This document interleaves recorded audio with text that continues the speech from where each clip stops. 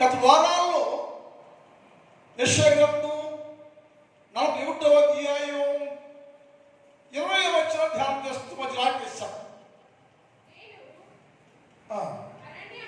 అరణ్యములో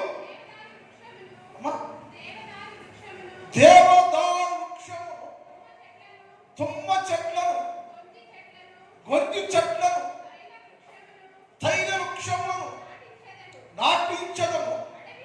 అడవిలో తామర వృక్షమును, సరవృక్షములను, నేరేడు వృక్షములను నాటెదము. ఇది ఈ వాక్యం మార్పేశాం.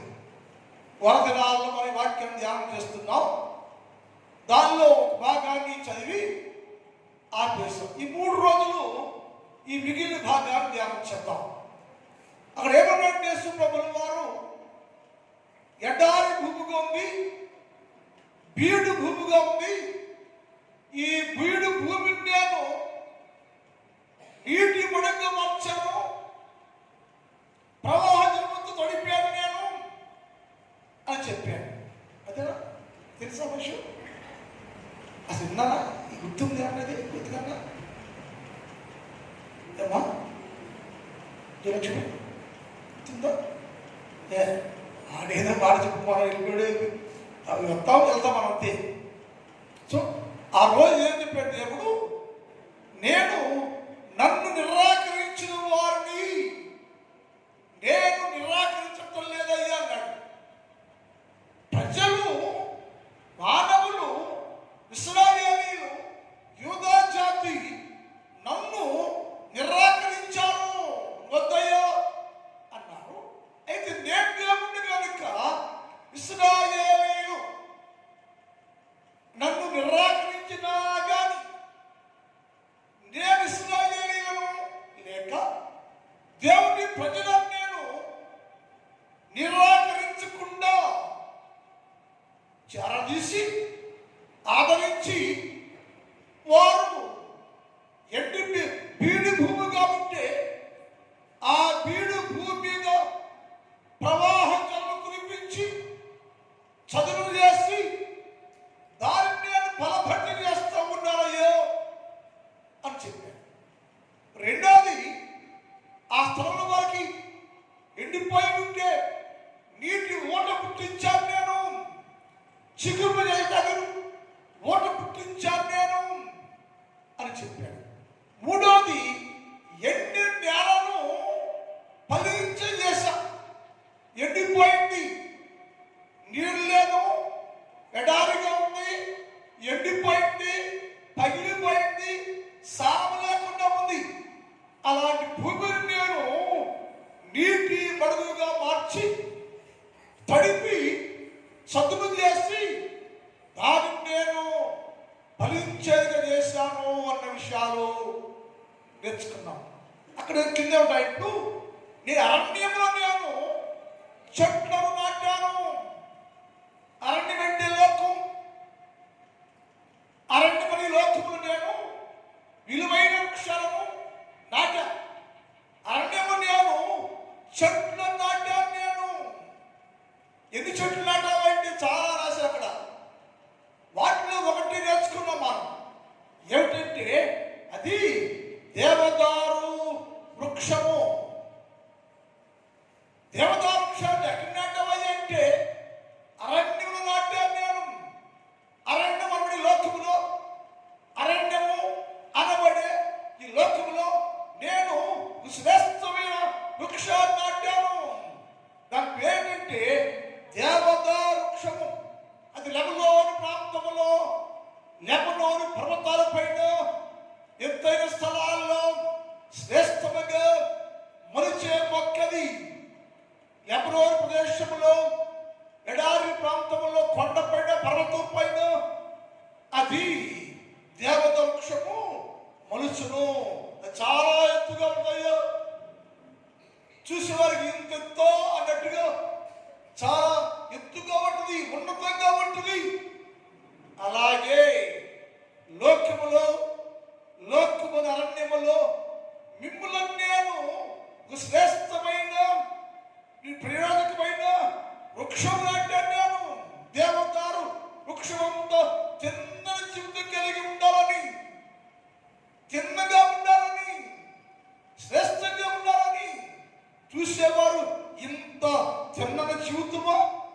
చిన్నగా ఉందో ఎలా వచ్చిందో అంటే దానిని యెహోవా నాటాడయ్యా.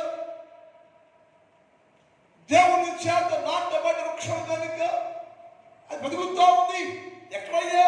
అరణ్యములో, లోకములో శ్రేష్టంగా, ప్రత్యేకంగా చూసే వారికి ఆశ్చర్యం కలిగించడంతో చిన్నగా దేవదారు వృక్షము ఎదుగుతా ఉందయ్యా అని చెప్పాడు.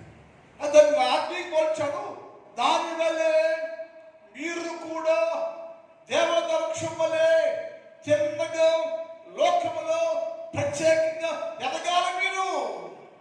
మీరు కూడా అరణ్యం అనబడే లోకములో మీరందరూ చిన్న జీవితం కలిగి చూసేవారికి ఆశ్చర్యాన్ని కలిగించే జీవితం, చూసేవారికి ఎంత పుట్టించే జీవితాన్ని, ఒక ప్రత్యేక జీవితాన్ని మీరు కలిగి ఉండాలి.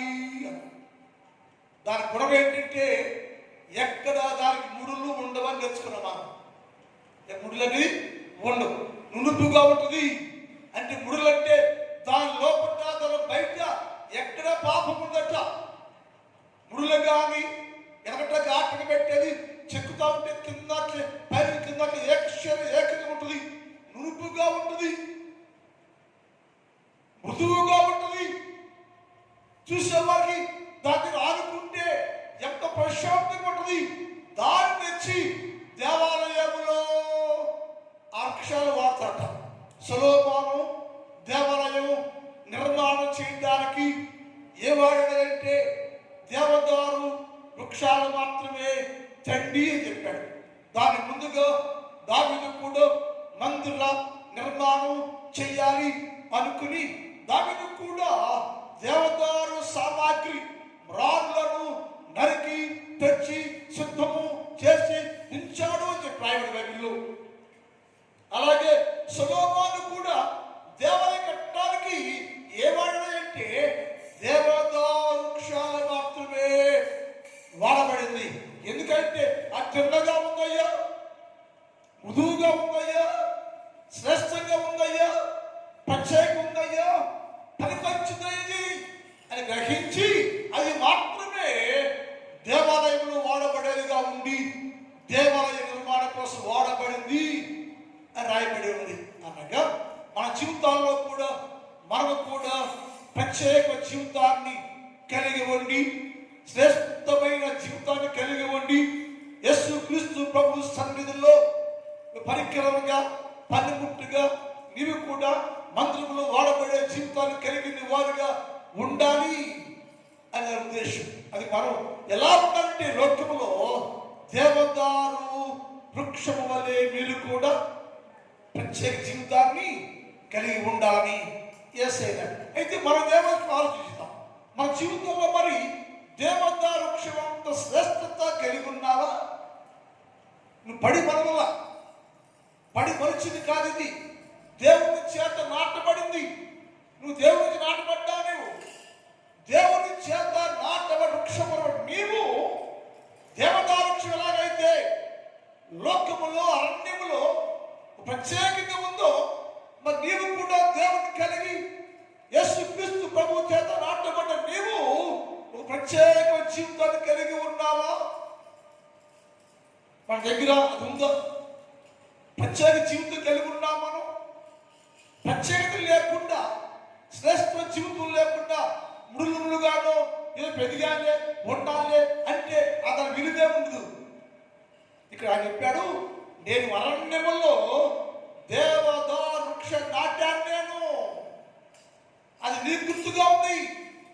అది ఎలా ఎదిగిందో, ఎలా ఎదిగిందో నీవు కూడా అన్ని విషయాల్లో లోకములో నువ్వు ప్రత్యేకంగా ఉండాలి అని చెప్పడానికి గుర్తుగా నా దేవుడు నిన్ను దేవదారు వృక్షం వల్లే నాటాడు అని రాయబడి ఉంది.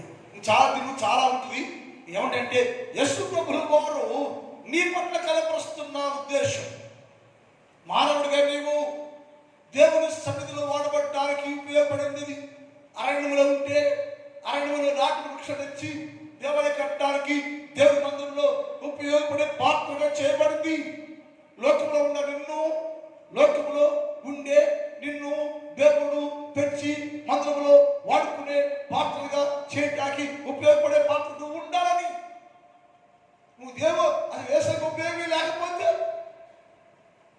యస్సు ప్రభుల వారికి ఉపయోగం లేని వారికి నువ్వు ఉంటే, చెట్టుగా ఉండి లోకంలో ఉండి లోకస్తుల్లా ఉండకూడదు. అది లోకంలోనే ఉంది, అరణ్యంలోనే ఉంది. అక్కడ నుండి తేబడింది ఎక్కడికి? మందిరంలోకి, మందు నిర్మాణానికి, మందులు వాడబడడానికి, మందులు శ్రేష్ఠకు తేబడింది. క్రైస్తవుడు, ఈ లోకంలో జీవించే మేము లోకం అరణ్యంలో నుంచి వేరు చేయబడి దేవుని సన్నిధిలో వాడబడడానికి శ్రేష్టమైన వృక్షముగా, దేవదారు వృక్షములాగా నీవు నిలిచి ఉండేవారుగా ఉండాలని రాయబడి ఉంది. రెండోది అక్కడ తుమ్మ చెట్టు నాటాడు అని రాయబడి ఉంది. 9 చెట్టు నాటాడు అక్కడ. రెండోది ఏంటంటే తుమ్మ చెట్టు నాటను. ఈ తుమ్మ చెట్టు నాటి ఇదేమో చాలా ఎత్తుగా దిగింది, తుమ్మ చెట్టు కింద ఎదిగింది.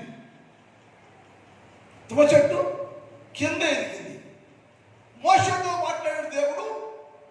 మోషే, నీవు ఒక మందసాన్ని సిద్ధం చేయాలమ్మాయి చెప్పాడు.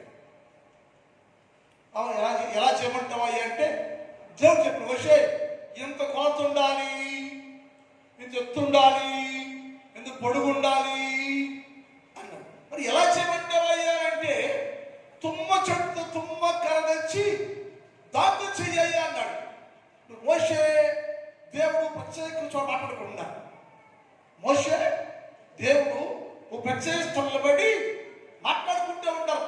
భర్తలు మాట్లాడుకుంటుంటే అరణ్యంలో ఉన్న అన్ని చెట్లు ఉంటున్నాయి. ఈ కాకాని చదివితే మనకి ఆశ్చర్యం కల్పిస్తుంది. యస్సు దేవుడు తండ్రి దేవుడు మోషే మనస్సు నిర్మాణం గురించి మాట్లాడుకుంటూ ఉంటుంటే శ్రేష్టమైన చెట్లు కనబడే అనేక చెట్లంట వీరు సంభాషణ వింటూనే అంట. ఓ దేవుడికి మా పట్ల ప్రణాళిక ఉంది, మనసు చేయాలంట. ఆయనేమో మనసు ఏమాట చేయమంటున్నాడు. నేనే పనికొస్తా, నేనే పనికొస్తా, నేనే పనికొస్తా, సువాసన గంధపు చెక్క నేనే పనికొస్తా. ఆ చెట్లన్నీ ఎవరికి వాళ్ళు నేనే నేనే నేనే నేనే అనుకుంటా ఉంటే వెంటనే దేవుడు చెప్పాడు, మోషే నువ్వు వెళ్ళయ్యా తుమ్మ చెట్టు తీసుకురానట. ఈ మాట అనగానే 10 నిమిషాలు మోషే మాట్లాడాలి. ఎందుకు మాట్లాడలేదు మోషే అంటే అది ఏందయ్యా తుమ్మ చెట్ట అన్నాడు. మోషే ఎవరంట?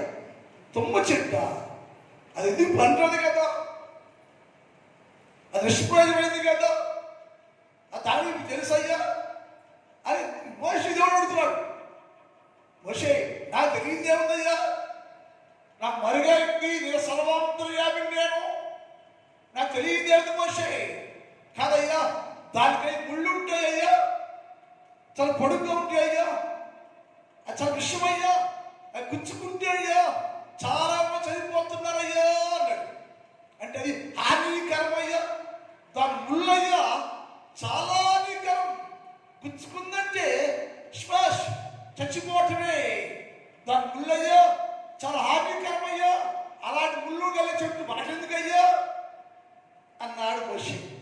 ఇంక మాట అన్నాడు మోషే, అయ్యా ఆ చెట్టు ముళ్ళయ్యా చూడటానికి చాలా తెల్లగా ఉంటుంది, చూడటానికి ముళ్ళు తెల్లగా ఉంటుంది, లోపల కొంత కీర్తే మొత్తం నల్లగా ఉంటుంది చెప్పాడు.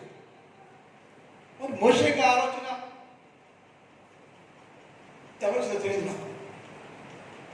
దేవుడి మాటలంటే మోషే, అయ్యా ముళ్ళేమో పొడుగ్గా ఉంటుంది, చూడటానికి తెల్లగా ఉంటుంది, కొంచెం కీర్తే లోపల నలిపోయ్యా, పైగా తెలుపయ్యా, లోపల తలుపయ్యా, దా లోపల దృశ్యమయ్యా. 3 వేలు చెప్పాడు. ఒకటేమో తుమ్మ చెట్టు ముళ్ళు గుచ్చుకుంటే అది హానికరం, ఇతరులకు హాని కలిగినది, ఇతరులు గుచ్చుంది, ఇతరులు నొప్పించుంది, రక్తం వచ్చింది, ఇబ్బంది పడతారు వల్ల ఇతరులు ఇబ్బంది పడతారు కానీ దాని ప్రయోజనమేమి లేదయ్యా అన్నాడు. రెండోది అది చూడటానికి మాత్రం ముళ్ళు తెల్లగా ఉంటుందట.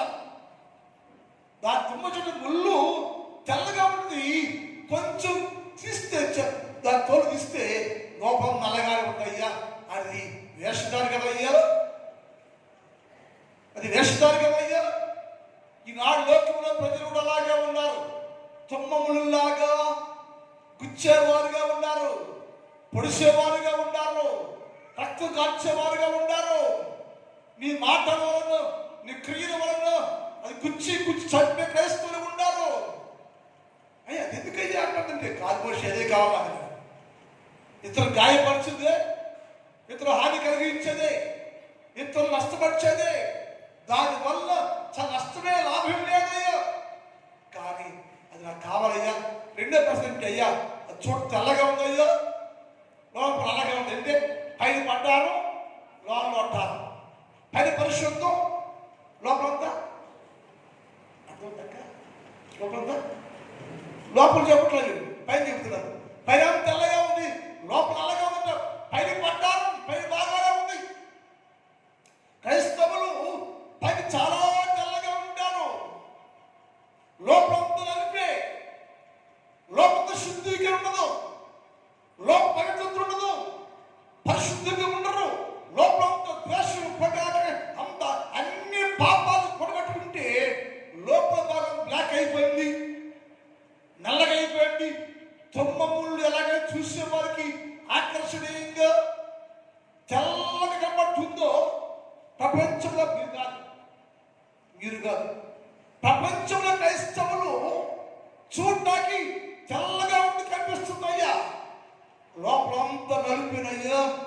అలాంటి వేషధారి నీకెందుకయ్యా దేవా? అది వేషధారయ్యా. లోపడుది, పైపడుది, పైన తెల్లగా ఉందయ్యా, లోపంతా మురికే మట్టి నలుపయ్యా, అసహ్యమయ్యా. అది వేషమయ్యా, వేషధారయ్యా. నీ దగ్గరికి ఉంటుందయ్యా, నీ దగ్గరికి ఉంటుంది, నీ సమీపంగా ఉంటుంది, నీ దగ్గరికి ఉంటుంది, నీ సమీపంగా ఉంటుంది. నాకు ఈ వెంకటేశ్వరలో ఈ వాక్యం చూస్తా ఉంటే నాకు పాట బయటకు తెచ్చింది. రాజు చెప్పేది మనం కూడా చెప్పా. ప్రజలు శిలువకు దగ్గరగా, శిలువ మీద యేసయ్యకి దూరంగా ఉన్నారట. ఈ మాటను కాల్పడి చేసింది.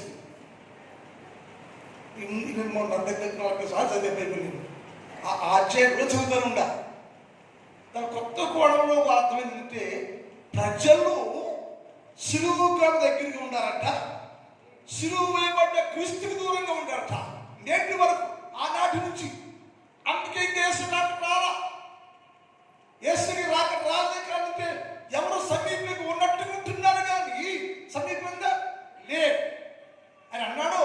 అయ్యా అది చూడటం తెల్లగా ఉందయ్యా, నీ దగ్గరగా ఉందయ్యా. తెల్ల చూసి అందరూ ఎంత బాగుంది, అందంగా ఉందయ్యా, తెల్లగా ఉందయ్యా అనుకుంటారయ్యా. లోపలంతా వెళ్ళిపోయారయ్యా, లోపల విషయమేనయ్యా, లోపల చూపి ఏం మాటలు వచ్చేదయ్యా. ఏంటి మనిషి ఎంత గట్టి మాట్లాడేసావంటే, అవునయ్యా అది పైకి తెల్లగా కనపడుతుందయ్యా, లోపలంతా నలిపోయినయ్యా, అది వేషమయ్యా, వేషధారయ్యా అని అది ఇరిమియా మాట్లాడతాడు. మరి చూడండి సార్, ఇరిమియా గ్రంథం 12 అధ్యాయం 2 చదువుతాం. ఇరిమియా 12:2. నీవు వారు నాటుచున్నావు, నీవు వారు తెచ్చి అరణ్యములు నాటావయ్యా. వారు వేతనుచున్నారు, వారు ఎదిగారు, ఫలిస్తూనే ఉన్నారు.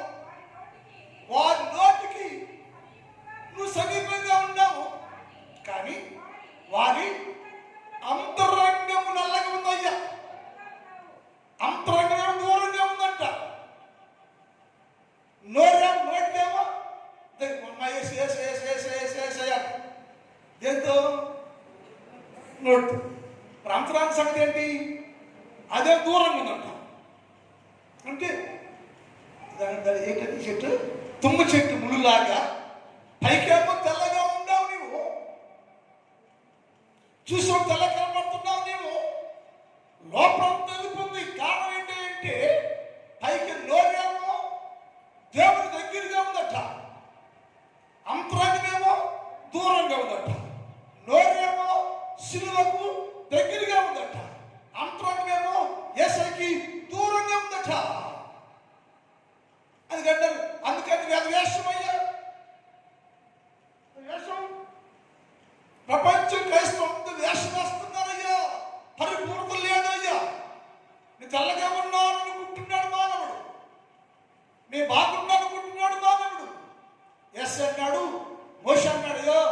తుమ్మదయ్యా, తన రూపమయ్యా తెల్లగా ఉందయ్యా, రూపు తెల్లగా ఉందయ్యా, అది మాగట్టిగా ఉందయ్యా, లోపలయ్యా ఆ ముళ్ళు లోపలయ్యా అంత నలిపేనయ్యా. అలాగే ప్రపంచ క్రైస్తవులయ్యా చూడటానికి మాత్రం నీకు నోటి దగ్గరగా ఉన్నారయ్యా, చూడటానికి నీకు దగ్గరగా తెల్లగా పరిశుద్ధంగా కనిపిస్తున్నారయ్యా. అంతరాంగం మాత్రం నల్లగా దూరంగా హేమగా ఉందయ్యా, నల్లగా ఉంది, చూసేవాడు మాత్రం అది ప్రశాంతంగా ఉందయ్యా అన్నాడు. ఇది ప్రమాదం. అది ఏసి అన్నాడు, నాకు తెలిసయ్యా సంగతి, అంత వేషం నాకు తెలియదా మోషే, ప్రజలందరూ వేషం నాకు తెలియదా, తెలుసు, అదే కావాలి నాకు. ఇంకో మాట చెప్పాడు, అయ్యా నువ్వు ఎందుకు దాన్ని కొనుక్కుంటున్నావే మనసు అంటే, సామాన్యం కదా మనసు చేయాలంటే మొదట దాని ముళ్ళు గురించి మాట్లాడడం చాలాసేపు మాట్లాడు. దీని గురించి 7 పేజీలు రాసి ఉంటుంది ఈ ముళ్ళు గురించి. అది తెల్లగా ఉందయ్యా, నల్లగా ఉంది, తెలుపు రంగు కలిసి ఉంది, పైకి మాత్రం వెళ్ళిపోయా, లోపల మాత్రం నలిపోయింది. క్రైస్తవుడా, ఒకవేళ నీ నోరు దేవుని దగ్గరగా ఉండి పైకి మాత్రం మారావా, నీ స్వభావం మారకుండా, నీ అంతరంగం మారకోకుండా, నీ అంతరంగం పరిశుద్ధత లేకోకుండా పైకి మాత్రమే ఒకవేళ ఉంటే, మీరు కాదు లోకంలో ప్రజలు అలా ఉంటే అది ప్రమాదం. ఇంక మాట్లాడలే చూడండి, ఇర్మియా గ్రంథం 3వ అధ్యాయం 10 చూద్దాం. ఇర్మియా 3:10. ఇర్మియా 3:10. అమ్మా, ఎంత జరిగినను విశ్వాసఘాతకురాళ్లకు ఆమె సహోదరి అయిన యూదా సంఘం అంట సహోదరి గమనించారు. ఒకటేమో సహోదరులు అంట, అక్క చెల్లెలు ఎవరు, అదే ఎవరు ఇశ్రాయేలీలు అక్క అయితే, యూదా చెల్లి అయితే, ఇది అక్క చెల్లెలు, ఇద్దరు అక్క చెల్లెళ్ళు. ఇది అంటున్నాడు, యూదా అనే చెల్లెలు ఉందే, యూదా సంఘం ఉందే, యూదా అనే చెల్లి ఉందే, అది పై వేషాలుగా మారుతాయ్యా. యూదా అంటే శ్రేష్టం కదా, పరిశుద్ధం కదా, దేవుడు విషయం కదా, దేవుడు నివాసం కదా, అది చూడటానికి యూదా పట్టణం అయ్యా, యూదా జాతి అయ్యా, శ్రేష్టమైన వారయ్యా చెప్పుకుంటున్నాయ్యా, పైకి మాత్రం నీ దగ్గరగా ఉన్నట్టుగా ఉందయ్యా. అది పై వేషానికి మాత్రమే,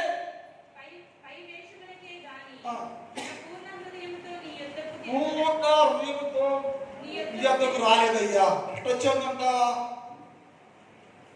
ఎట్టొచ్చింది, పై వేషం వేసుకుని పైన మా తెలుగు చేసుకుని లోపల మలిపి పెట్టుకుని ఇలా ప్రపంచ క్రైస్తవుల్లో పరిపూర్ణ పరిశుద్ధులు కాలేకపోవటం, దేవుని సన్నిధిలో వాడబడలేకపోవటం, దేవుని సన్నిధిలో పాత్రలు పడలేకపోవటానికి కారణం ఏమిటయ్యా అంటే, పైకి మాత్రమే నువ్వు మారేవు కానీ లోపలంతా నలిపే ఉంది, పాపమే ఉంది. అది యోగా పై వేషానికే మారనికయ్యా తర్వాత, కానీ హృదయము పూర్ణ హృదయముతో ఎందుకు తిరిగి రాదయ్యా. పైకి మాత్రం చూసేవాడు మాత్రం తెల్లకుందే. అది తుమ్ము చాలా మంది తుమ్మల కోసం ఇష్టపడతారు, ఎందుకని పొడుగ్గా ఉన్నది, తెల్లగా ఉన్నది, గుచ్చుంది అని తెలిసి కూడా ఇది ప్రమాదకరమైంది, హానికరమైంది, గుచ్చుంది అని తెలిసి కూడా అది ఇష్టపడతారు. యేసు అన్నాడు, మోషే అది గుచ్చుకున్నదయ్యా, అది వేషధారే. వేసే మాట్లాడే మాట కూడా చూద్దాం, అందరూ తెలిసే మాట చూద్దాం. వేసే మాటల్లో కూడా మత్తయి సువార్త 23:13, మత్తయి సువార్త 23:13 చూద్దాం.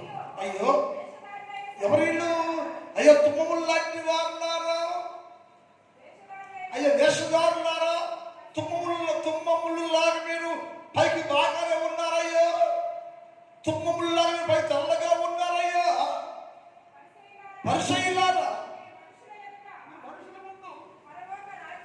పరలోక రాజ్యాన్ని మూసేస్తారట.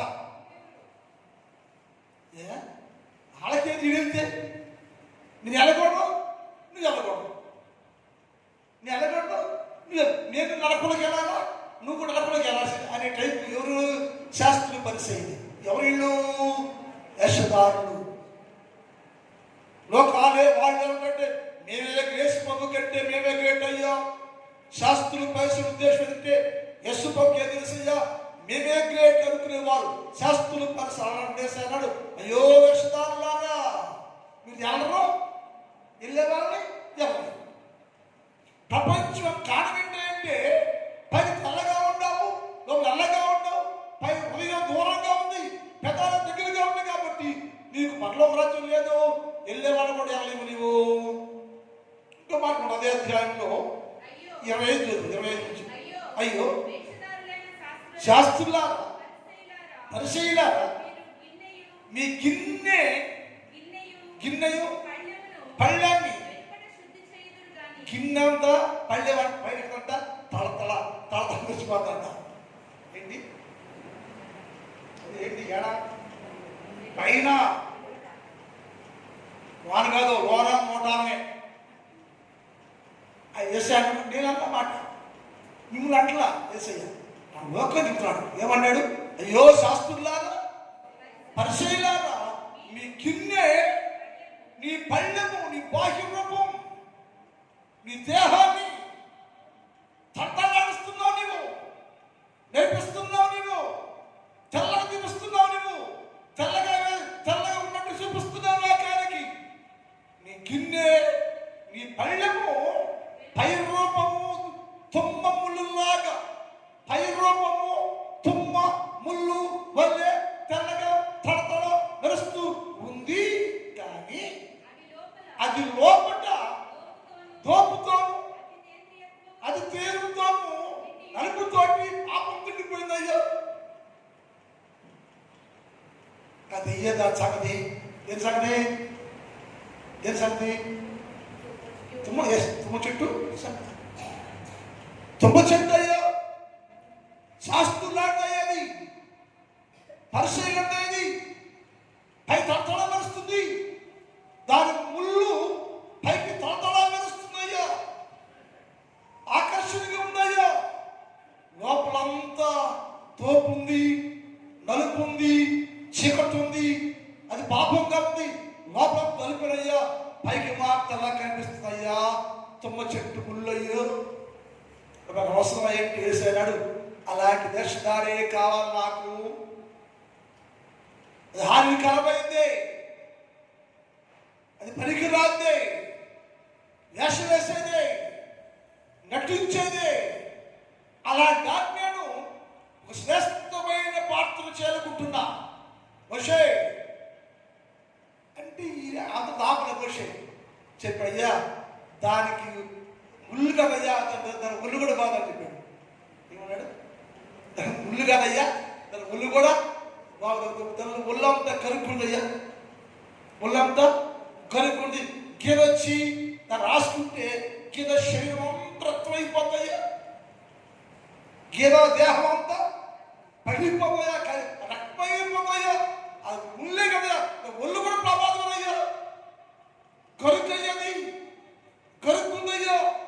ఎన్ని చెక్క దాకెళ్తే చెక్కి వాడి గొడ్డలు ఇరిగిపోదు కానీ కరుగుపోతాయ్యా అని చెప్పాడు. దేవుడు అన్నాడు, మనిషి ఆ కరికాలు తీసేస్తాగా, గరుగంతా తీసేస్తాను.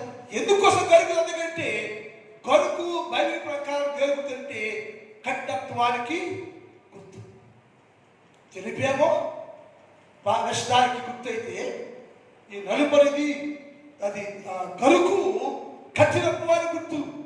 మనుషులన్నీ చాలా కఠినంగా ఉంటారు. కఠినంగా మీరు ఈరోజు 3 ఏళ్ళు అయింది.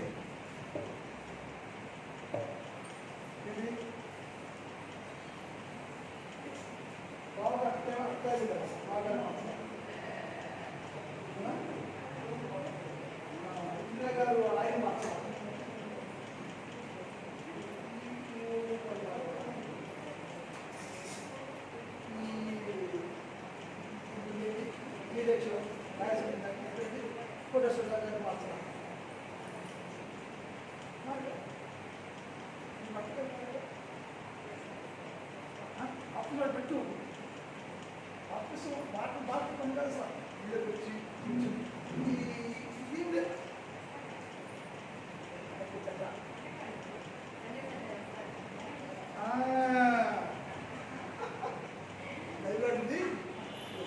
ఆశ్రమపడిన వాడా బయట నీకేం పని అబ్బాయి అంటే బయట కూర్చోబెట్టి కావాల్సా బయట కూర్చోవడం కావాల్సలే వాక్యంలో కూర్చుంటాడు నేను మాట టైంలో ఉంది వచ్చాక ఆశ్రమపడిన వాడా బయట నీకేం పని బయట ఇవ్వలేవా నువ్వు బయట ఏం పని నీకు లోనే ఉన్నావు నువ్వు బయట ఉంటున్నా నువ్వు బయట ఉంటున్నావంటే శబ్దాలు కావాలి నీకు, సంత కావాలి నీకు, గోడ కావాలి నీకు, లోకం కావాలి నీకు, పాపం కావాలి నీకు, బయటికి కావాలి నీకు.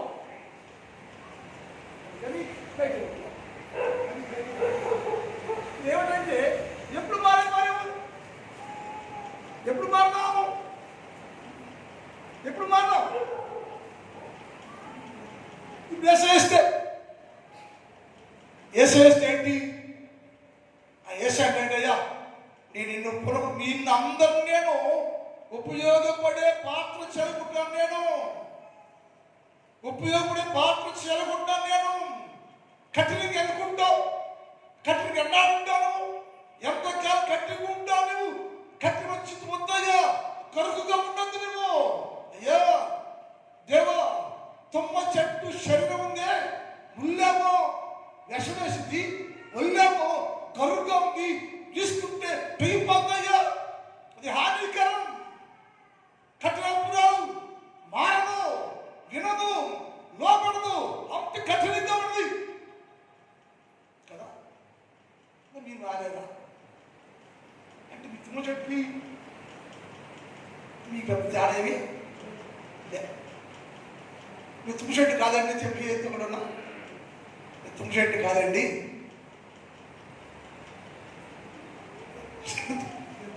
అమ్మ తుమ్మ చెట్లు అయితే ఏం ఉపయోగమ్మా నువ్వేమంటే నేను తుమ్మ చెట్టు వేసి వాడుకోలేదా ఆ వాడుకుంటాడులే అంటున్నాను వాడుకుంటూ ఉన్నాను నువ్వు వాడిన ఆ తుమ్మ చెట్టు ఎండిపోయిన గుళ్ళ వేస్తే మోసే దాని నరకాయ చెప్పాడు నల్లగా ఉంది కదా దాని బాడీ దాని దేహం ఉందే దాని ఒళ్ళంతో కరుగుంది కాబట్టి వెళ్ళి మోసే తీసుకురాపో అని చెప్పాడు.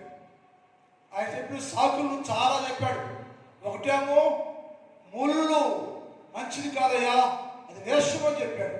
తన ఒళ్ళు కరికయ్యో కఠినత్వం కలిగిందయ్యో కఠినంగా ఉందయ్యో అది లోపడయ్యో మాట విన్నాయో మార్పు చెందాయో ఎన్ని చెప్పినా అలాగే ఉంది విన్నట్టుగా ఉంటుంది కానీ మార్పు అనేది ఉండదయ్యో ఎందుకయ్యా అలా నాకయ్యా అన్నాడు.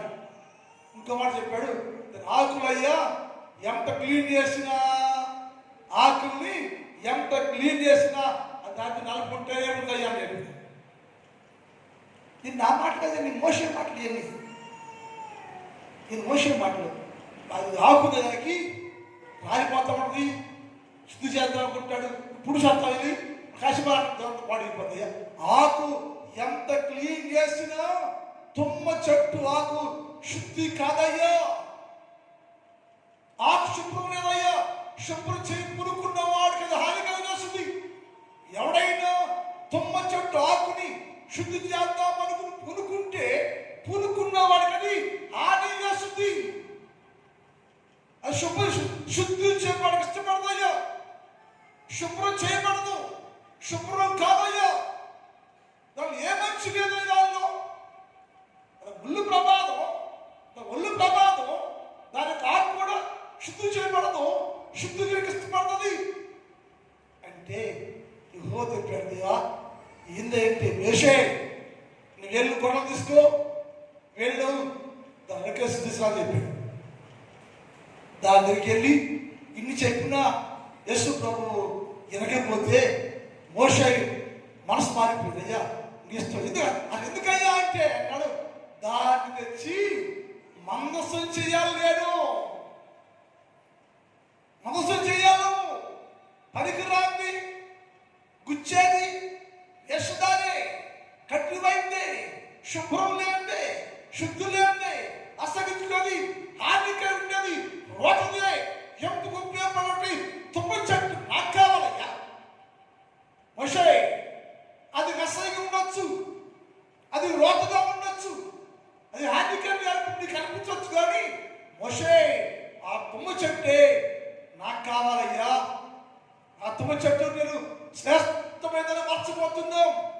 తీసుకొస్తే ఎల్లయ్యో తీసుకురాపో అని చెప్తే మోషే దాన్ని నరికి తెస్తే ఆ తుమ్మ చెట్టు ఎలా మార్చబడిందంటే యేసుక్రీస్తు ప్రభు చేతుల్లో వడబడటానికి, లేక దేవాలయంలో అతి పరిశుద్ధ స్థలములో ఉండటానికి అది ఒక చక్కని మందస్సు పెట్టిన చేయబడింది.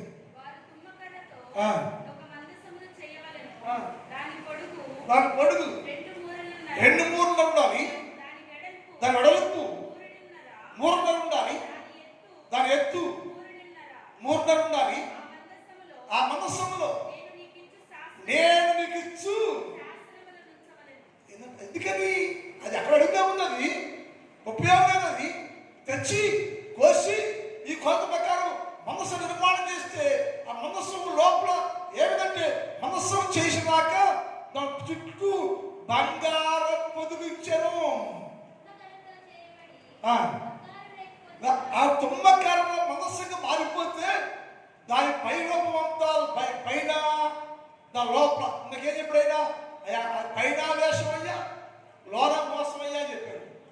పైన వేషమయ్యా లోన మోసమయ్యా చెప్పాడు. ఇప్పుడు వేసవిలో రాగానే ఈ తుమ్మ చెట్టు తుమ్మకారు వేసిన చెట్టు రాగానే పైన లోపల బంగారంగా మార్చబడింది. చెప్తారా? హల్లెలూయా.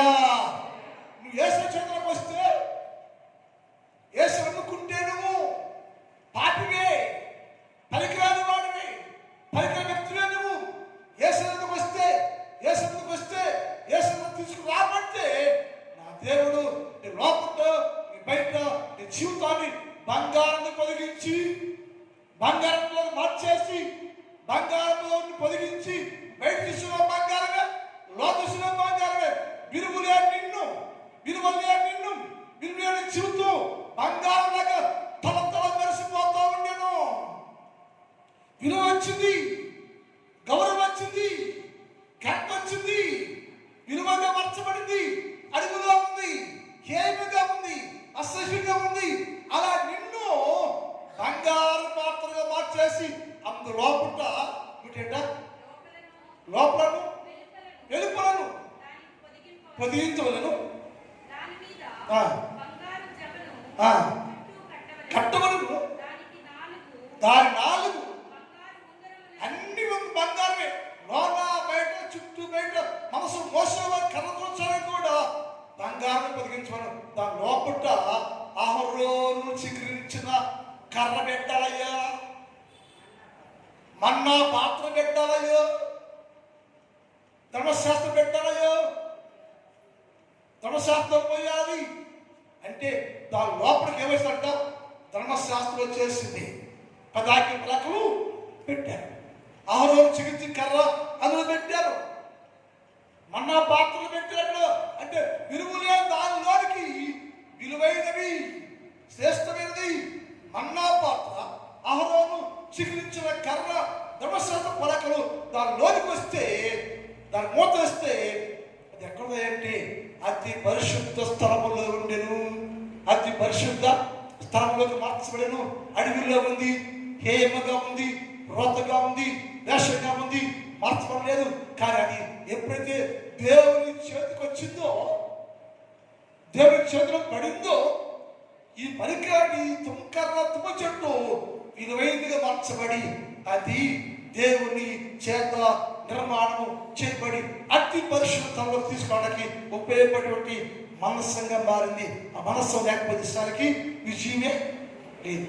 దానికి ఏమిటి విలువైందంటే దాని లోపల అహరోను స్వీకరించిన కర్ణ, దాని లోపల మన్నా పాత్ర, దాని లోపల యెహోవా ఇచ్చిన ధర్మశాస్త్రం 10 ఆజ్ఞలు పలకలు దాని లోన పెట్టేసి పోతేస్తే అంటే దేవునితో కలిసి జీవిస్తూ ఉంది. ప్రార్థన మిగిలిన భాగాన్ని రేపు పగలు ధ్యానం చేద్దాం. మోకరించండి. అయ్యా, నేను కూడా తుమ్మ చెట్టు వలె విలువ లేని దాన్ని అయ్యా, విలువ లేని వ్యక్తిని నేనయ్యా. నన్ను నువ్వు విలువైన పాత్రగా మార్చుకున్నావయ్యా. తుమ్మ చెట్టులాగా నేను వేషంగా ఉన్నా, మోసంగా ఉన్నా, కరువుగా ఉన్నాను నేను. అవన్నీ మీరు కోరుకున్నావయ్యా. నన్ను కోరుకొని తెచ్చుకుని ప్రభువా నీ చేతిలో విలువైన పాత్రగా చేసావు తండ్రి. నీ చేతిలో విలువైన పాత్రగా మార్చావు ప్రభు. స్తోత్రం తండ్రి. ఆత్మదేవా విలువైన పాత్రగా, బంగారు పాత్రగా మార్చావయ్యా అని స్తోత్రం ప్రభువా అని ప్రార్థన చేసుకున్నా. విలువ నా జీవితానికి గొప్ప విలువ కట్టావేసయ్యా. అడవిలో విలువ లేకుండా విషదానిలాగా హానికరంగా ఉండి నా జీవితాన్ని మీరు మార్చావయ్యా. నేను నీ చేతిలోకి వస్తే, నీ చేతిలో పడితే అయ్యా నేను శుద్ధి చేయబడయ్యా. బంగారంతో పొదిగించబడి నేనయ్యా నీ సన్నిధిలో ప్రభువా విలువైన పాత్ర వాడబడే యోగ్యమైన జీవితాన్ని నాకు ఇచ్చావయ్యా. అందుకని స్తుతులు ప్రభువా. యోగ్యుడయ్యా, ఈ తుమ్మకర్రయ్యా, తుమ్మకర్ర నేనయ్యా, పనికిరాని జీవితం నేనయ్యా. ఈరోజు నీ సన్నిధిలో విలువైన పాత్రలు చేసుకున్నాం ప్రభువా.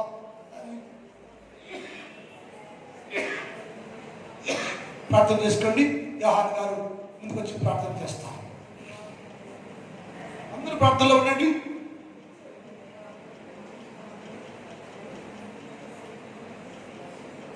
అందరూ ప్రార్థనలో ఉండండి. ప్రార్థన చేసుకుందాలి. ప్రార్థన చేసుకోండి. ప్రార్థన చేసుకోండి. ప్రార్థన చేసుకుందాలి. పరిశుద్ధుడా, పరిశుద్ధుడా, పరిశుద్ధుడా, ప్రేమ కలిగినటువంటి మా ప్రియ పరలోకపు ప్రభువా, మీ పరిశుద్ధ పాత్రలకు స్తోత్రములు స్తోత్రములు స్తోత్రములు చెల్లిస్తూ ఉన్నాము తండ్రి. దయగలిగిన ప్రభువా, అయా ప్రభా ఈ యొక్క ఫిబ్రవరి మాసం అయిన చివరి అయా ప్రభా మాసాంతపు కూడికలో మేము ఉన్నాము తండ్రి.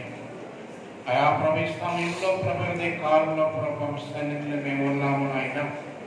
ఈ మొదటి ఆరాధనను ప్రభు మీరు మాకు ఇచ్చినందుకు వందనాలు స్తోత్రాలు ప్రభు. అయా ప్రభు ఈ మధ్యాహ్నకాల సమయంలో ప్రభు ఇప్పటి వరకు కూడా ప్రభు మీ దాసుడు ప్రభు అందించినటువంటి వాక్యాన్ని బట్టి మీకు స్తోత్రాలు చెల్లిస్తూ ఉన్నాము తండ్రి. నిజమే ప్రభు, ఈనాడు మా జీవితం అంతా కూడా మా బ్రతుకులన్నీ కూడా ప్రభు అయా మేము మనుషులుగా జీవిస్తూ ఉన్నామే కానీ ప్రభు అరణ్యమైనటువంటి లోకంలో మేము జీవిస్తూ ఉన్నాము ప్రభు. అరణ్యంలో ప్రభు మా బ్రతుకులు గడుపుతూ ఉన్నాము తండ్రి. పాపంలోను శాపంలోను ప్రభు మారు మనసు పొందనటువంటి జీవితము కలిగిన ఆయన, పశ్చాత్తాపము లేనటువంటి జీవితము కలిగి తండ్రి మారినటువంటి స్థితిలోనే ఉన్నాము ప్రభు.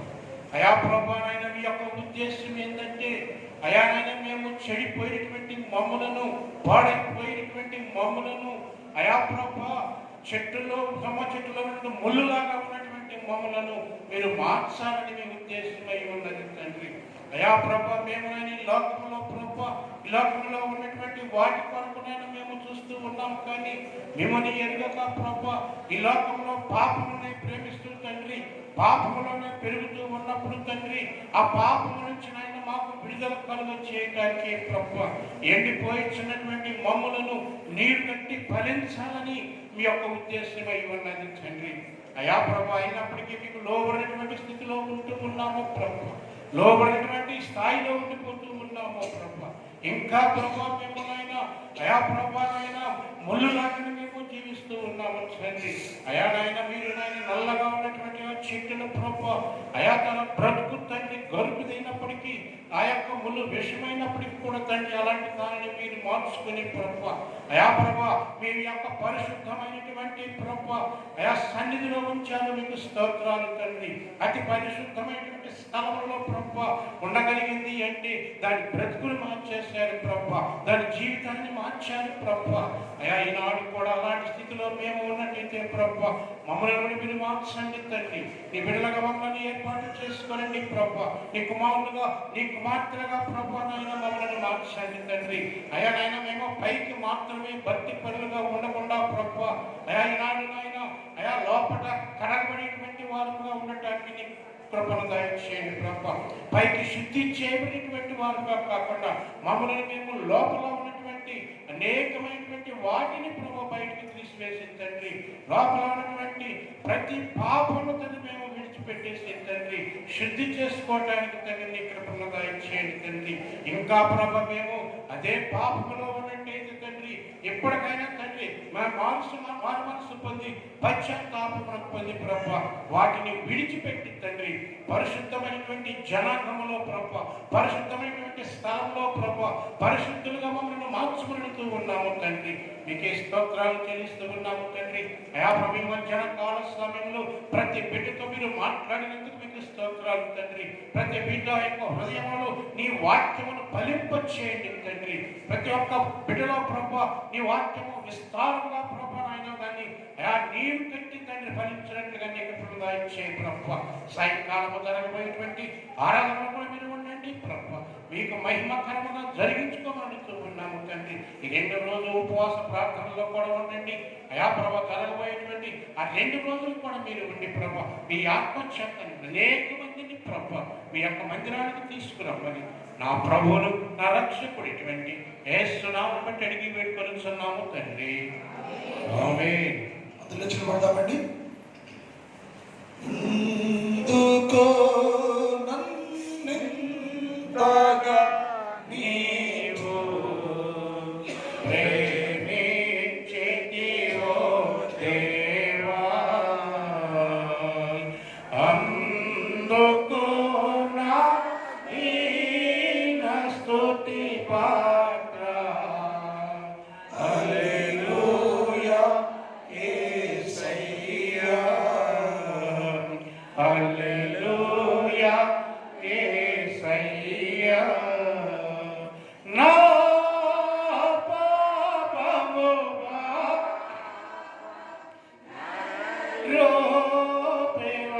రూపివైనావు, నా శాపము పాప నలిగి వేలాడితివి.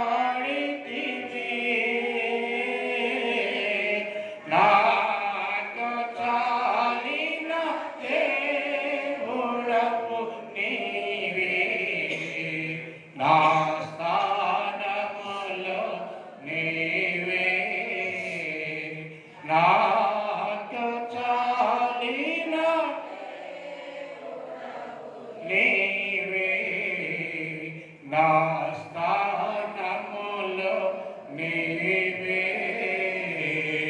హల్లెలూయా యేసయ్యా, హల్లెలూయా యేసయ్యా. తండ్రి దేవుని ప్రేమ, కుమారుడు యేసుక్రీస్తు వారి కృప, పరిశుద్ధాత్మ దేవుని కన్నిక సహవాసం ఇప్పుడు ఎప్పుడు ఎల్లప్పుడు సదాకాలము మనందరికి తోడై ఉండును గాక. ఆమేన్. ఆమేన్. ఆమేన్. హల్లెలూయా. హల్లెలూయా. హల్లెలూయా. హల్లెలూయా. మీరు కొందనాలండి, క్షేమంగా వెళ్ళండి.